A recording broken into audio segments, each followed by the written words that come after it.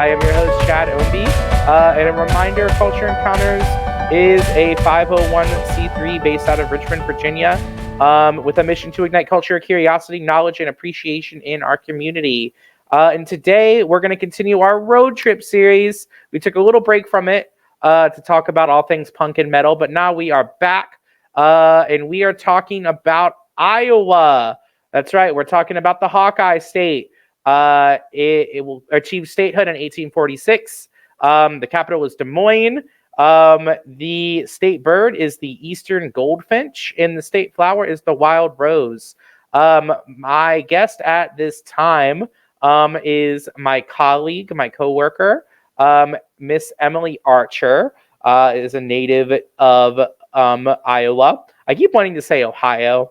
And I apologize ahead of time if my brain does that throughout this entire conversation. Blame it on, as one of our administrators often says, blame it on my head and not my heart. But yeah, so we're talking to Emily. She is a what is known at our school as a LEAP teacher. And I'll let her talk a little bit more about that. But without further ado, let's bring in Emily Archer. Hey, Emily, how are you?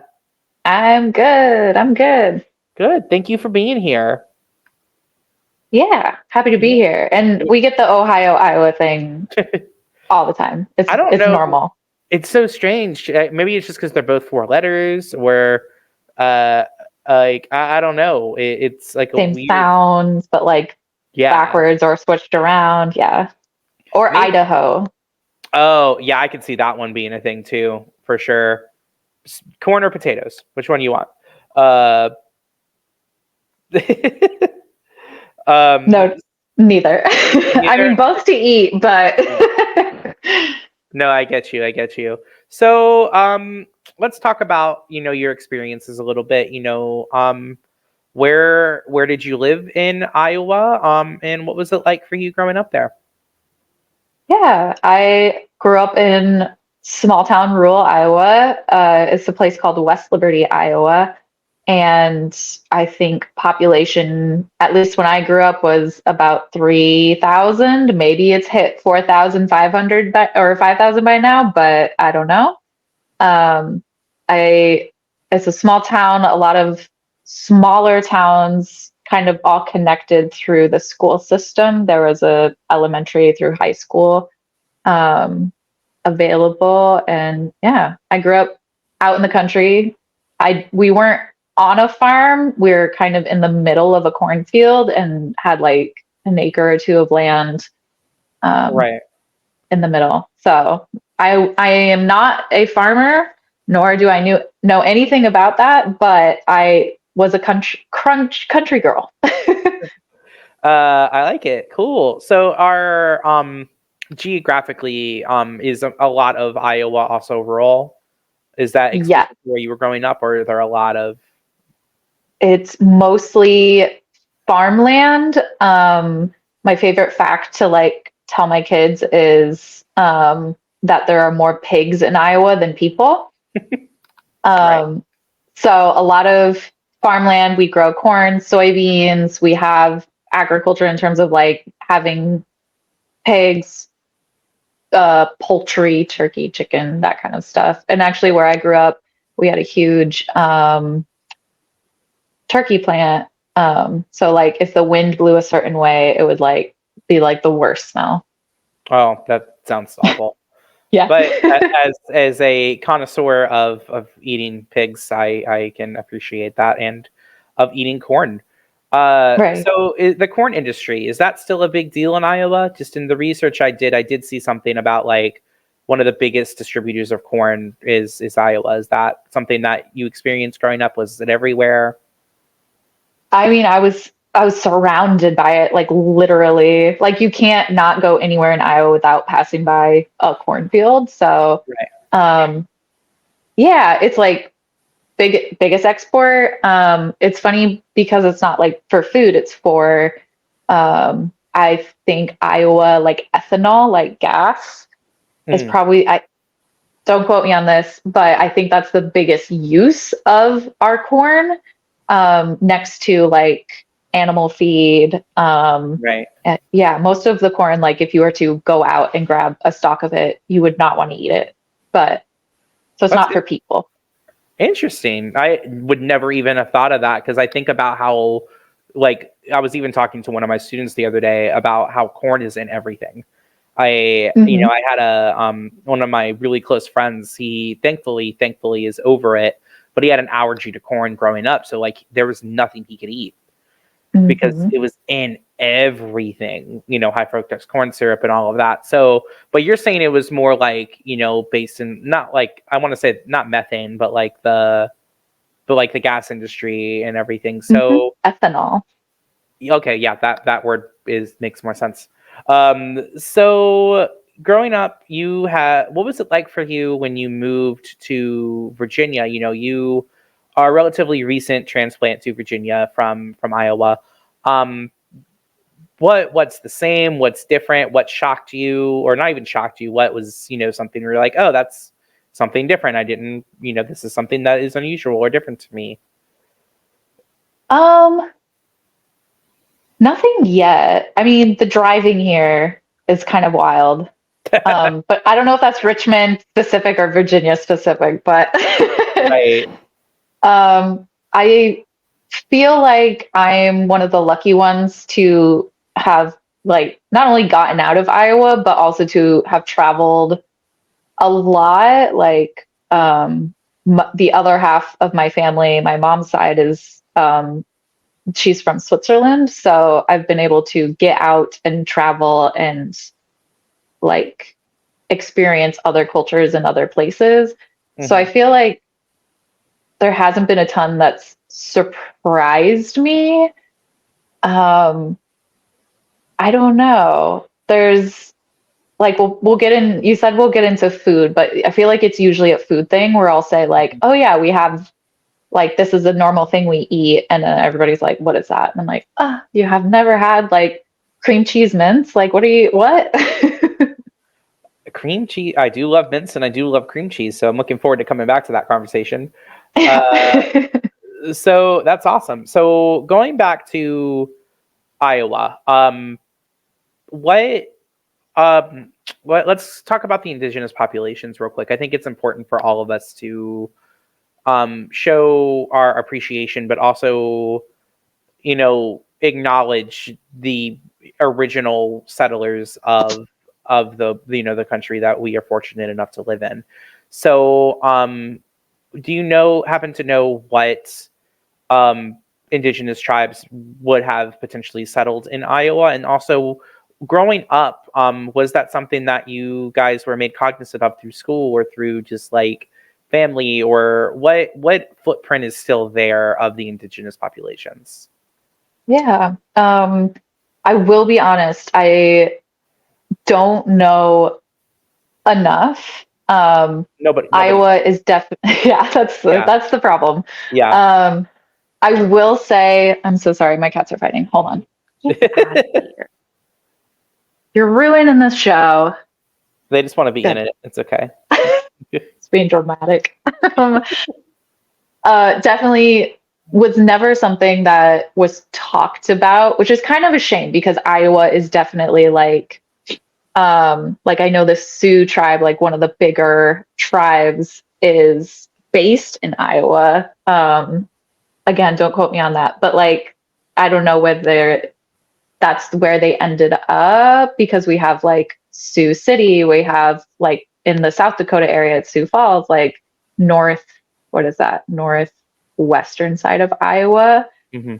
That's where they're kind of at. But the tribe I'm more familiar with is the Meskwaki tribe, and that's because I have a friend who um, worked within the tribe, helping out. Like he is um, a lawyer slash official title judge, but he worked within the law system there, and he really enjoyed it and really got into like all of that. So I will say that's about as much as I know. Um, Something that's not necessarily the same, but something interesting, like where I grew up is the first town in Iowa that had a majority. Hispanic Latino population, That is which is that's incredibly interesting. saying something because I was like 95% white, Yeah. I was going to ask about non-Hispanic, that too. Is it relatively homogenous in most places in Iowa? super white, super Okay. white. Okay. Yeah. So what I know more about is like the diaspora of like the move from like the South from Texas up of Hispanic Latino people up to the Midwest in order to work within agriculture, like, or within factories and stuff. Like, since we have a turkey plant in our town, that was like a huge draw for a lot of families to come work at the turkey plant. Now, when And would then, this have happened? Would this have been like last 20 years, last 50 years, last 100 years? honestly, like I mean, it's 2024. So don't, like, if I say last 20 years, of course, we're still in the early 2000s. Right, right, right. Like, I would say early 90s, at least for West Liberty, was kind of like Okay. the start of people starting to move in. But I want to say the word diaspora again, it makes me sound fancy, but I'm not 100% sure I'm using it right. The like movement of people Yes, yes, yes. The disbursement into Iowa. from one Yeah. location to, others. Yeah. So that's interesting. And I think everything kind of comes from something. You, in your career, work with a lot of people from Latin countries. It's primarily, the demographic that you're working with. So explain what you do a little bit. And then my follow-up question to what you do you think that having that experience where your hometown is one of the areas that is not necessarily homogenous, is that something that may have inspired you a little bit to kind of go on that career path? Yeah, that's absolutely 100%. Yeah, I'm a LEAP teacher here at Richmond Public Schools. LEAP is an acronym that I will be honest, I can't remember, but it's ESL, English as a second language, or ELL, which would mean English language learner. I teach English language learners, so I am an ELL teacher. And most, if not all of my students are Spanish speakers. I have one student who is a French speaker. Um, so yeah, I feel like that has been, I mean, growing up in West Liberty has been a great, like, even if I hadn't gone, like, even if I wasn't like a world traveler, I still experienced a lot of culture in West Liberty and in ways that like people a town over definitely did not experience. Like growing up with, I was part of the first dual language program in Iowa where I was learning Spanish in kindergarten up through sixth grade with other students who are also ELL kids, but they were learning English and Spanish. So it was like a truly, there's a word for it, but it's like a true dual language program where goes both ways. Cause a lot of dual language program is usually just like these kids whose first language is English are learning Spanish versus having Right. kids who speak both languages coming together, which is like, I think like has really shaped my life a lot. And that's Right. how I learned Spanish. Which is what I tell my kids. I'm like, I was your age when I started learning Spanish. Or, Sure, sure. And um, and it's crazy.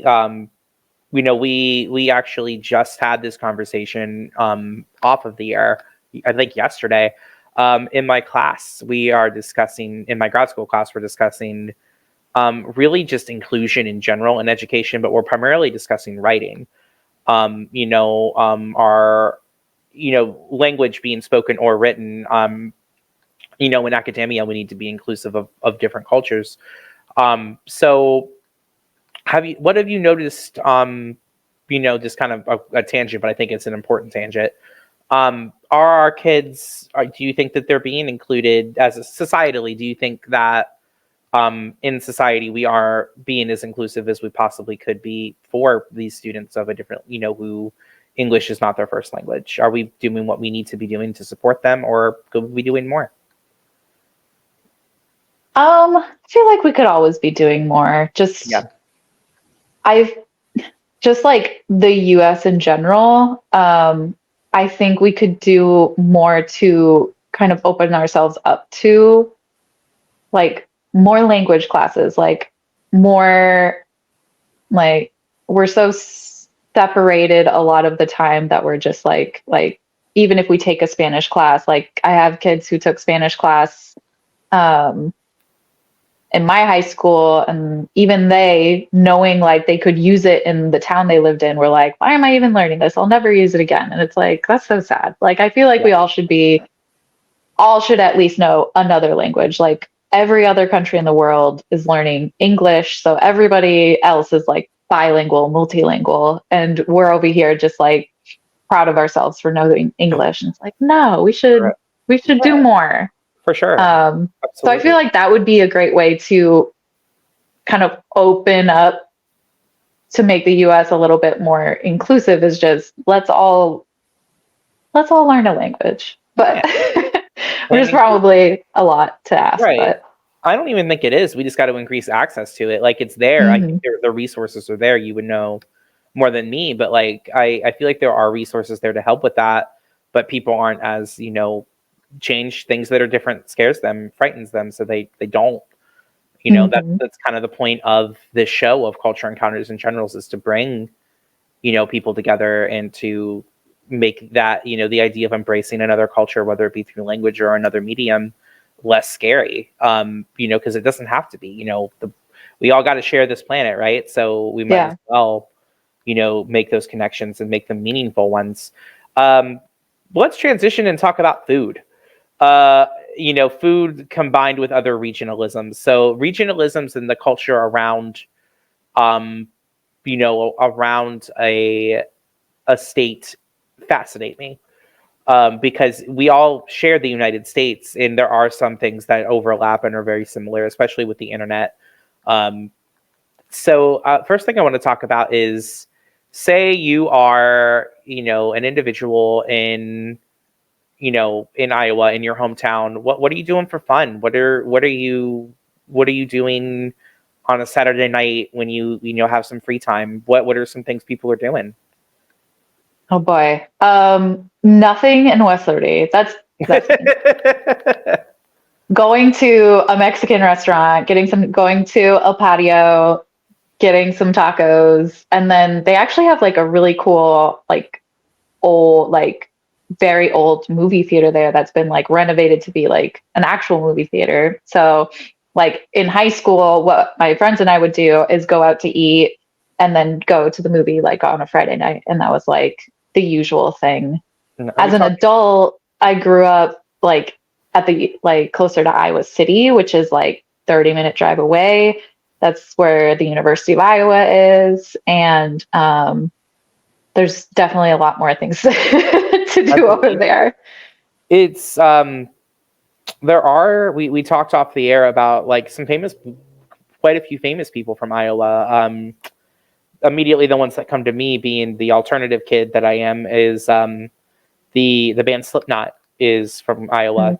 I believe from Des Moines, unless I'm mistaken. Central Iowa, yeah. Is there a pretty big music community that comes out of Iowa? There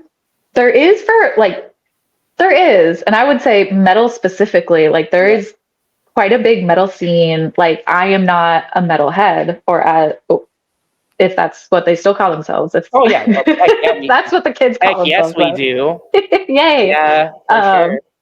I am not, I do not know of that music, but I have friends who were metalheads, and they were like, yep, that was like, there were definitely, especially in Des Moines, there was a scene for that. Slipknot, not to be confused with Korn, who are not from Iowa. No, but they just, that's true. Oh, that's fun. I never even made that connection. Yeah. From New York. I don't remember where they're from, but I know that's like a big thing. Like they are really like but they like even like their second album is called Iowa, and like it's all like Mhm. the imagery is very Iowa based. Um, Yeah.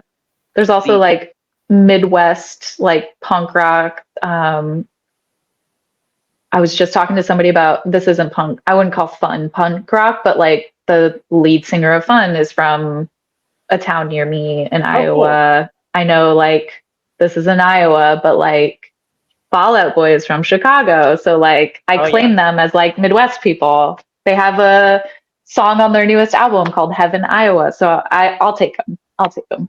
So that's interesting. You mentioned like a little bit of Midwest pride. Is that something that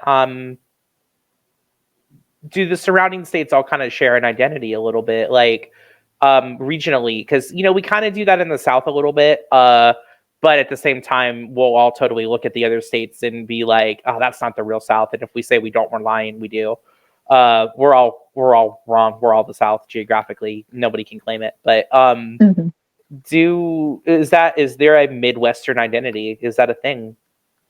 Yeah, I would say so. I mean, the thing that comes to mind is like Midwest nice, which is Yeah. both true and untrue in the sense of like, and I was actually talking to my boyfriend about this, whatever, yesterday or the day before, and it's like, oh, we're Midwest nice, but to your face. And then once we get home, we start talking about you, or we start being like, oh, did you see what they were wearing? That kind of thing. So it's very Very. like, That's very like what is Southern too. Yeah. yeah. So it's like, we'll be nice to your face, but yeah. So So what yeah. what do you enjoy about Iowa? Like if you think about home, what do you miss? What do you miss living in Virginia now? Like if you like, man, I wish we had that in Virginia based on Iowa. Casey's. If we're Casey? talking about food, Yeah. it's a gas station. We'd always get there. We would always get there. Okay, Casey's. Talk about Casey's. Casey's is a gas station that is found in the Midwest. The closest one is in Tennessee. So, like, they're coming out here. Eventually, they'll take over, I hope. Mm-hmm. Um, they're run by terrible people. So, like, politically, I'm like, ew. But they make really good breakfast pizza. Like, if Mm-hmm. you're ever traveling in the Midwest and you're like, man, I'm just craving some good old breakfast, you just stop by a Casey's and get breakfast pizza. And like their pizza in general, very good. So, Awesome. And it's yours, like that's what I like about like places like that. It's yours, like that Casey's is like your thing, right? Like, yeah.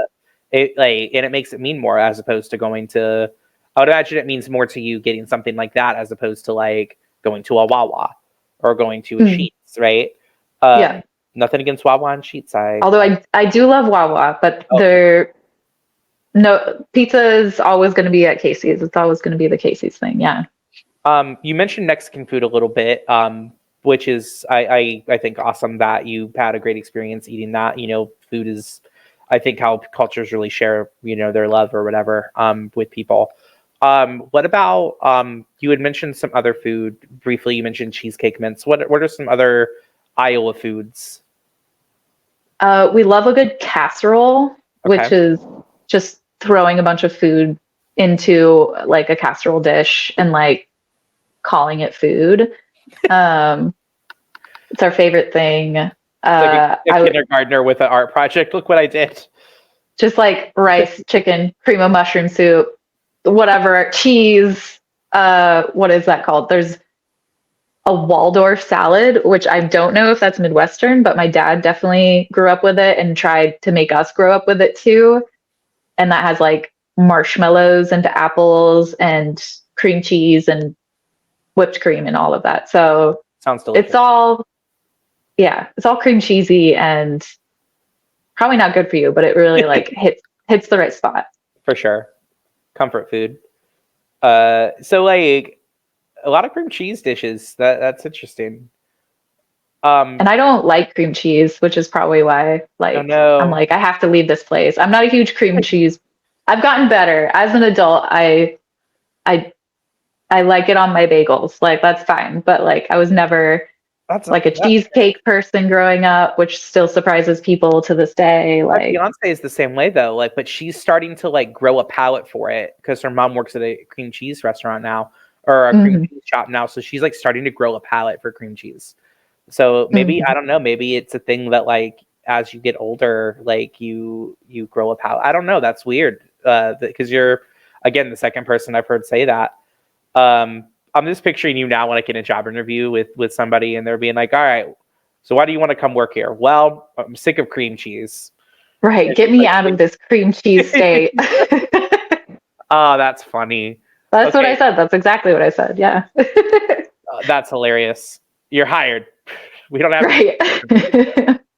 So, if you are going to eat a, if you're going to eat barbecue in Iowa, what does that mean? What's barbecue in Iowa? um, I mean, there are places. What comes to mind is, oh gosh, what is it called?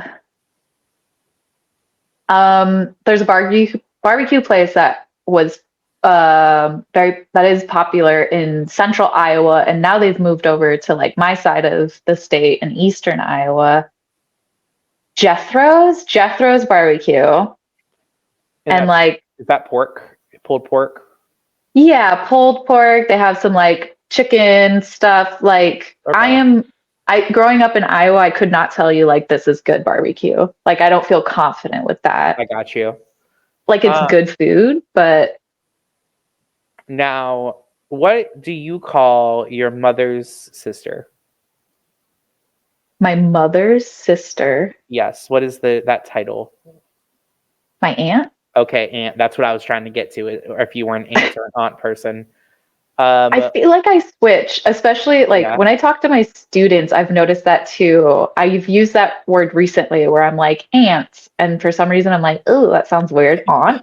And I had like a crisis moment of like, what is it? Yeah. No, that's fair. What is a carbonated non-alcoholic beverage? That's pop. Pop. Okay. Yeah. Yep. That's yep, that's the Midwest talking. Yep. You're the second person I've gotten to say pop. Maggie Wilson, who we work with from Oklahoma, says Coke. Everything is Coke. Uh-huh.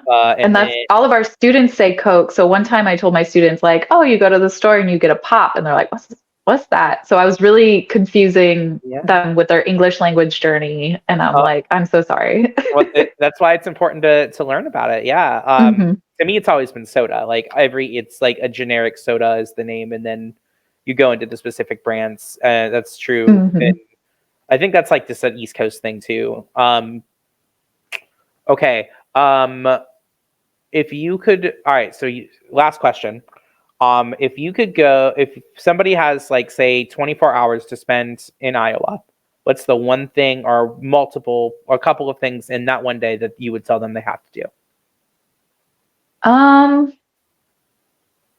24 hours. I mean, I would have to assume because it is called the flyover state that you are stopping in like central Iowa, Des Moines.